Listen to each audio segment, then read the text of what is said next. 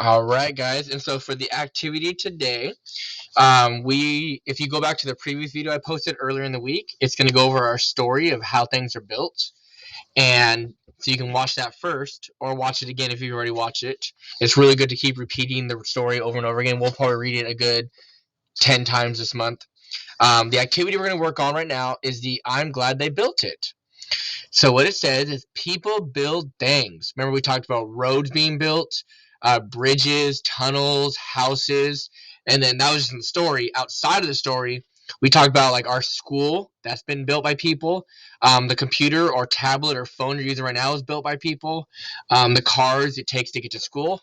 So lots of different things are being built. So the first one says people build things. Then for you to answer, I live near a, and here are some of the examples you could do. You could put a road, a bridge, a sidewalk, a store, a park, anything like that, whatever. And if none of these really apply to you, I mean, I know a road does, but if you want to do your own thing, maybe you could put something else. Maybe you could put, if you happen to live next to a store, like a specific, like Target, or fast food, like Taco Bell, you could just write that in yourself right there. And then you say, I use it to, and these are some examples. So, if you were to say, I live next to a sidewalk to walk safely, right? Or if you pick tunnel to go through a mountain, a store to get food. But if you wrote your own thing, then you could write your own answer as well. So if you said, I live next to a Taco Bell, it could also be to get food. If you wrote, I live next to a school, and you say, I use it to, if you don't even go to that school, maybe you use a track to walk around, or, something like that. So, you can be creative with this. Again, if you want to just use the examples I have, totally, that's fine. We all live in different areas.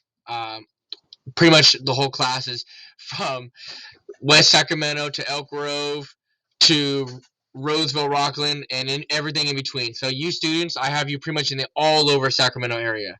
So I'm sure someone lives next to a park or a store or something. A tunnel maybe not. It's not as common, but you never know. There might be some tunnels. Yeah.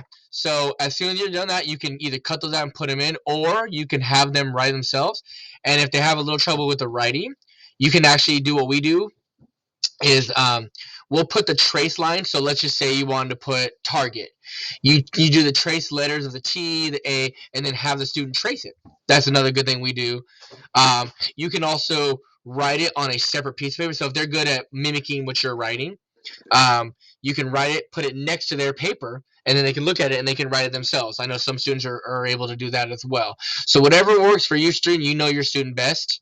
That's what it is. And then if you'd like, you can share it to me. You can send it to me on a picture on a text. You can send me a picture on email if you'd like. Yeah, I'd love to see what you guys come up with. All right.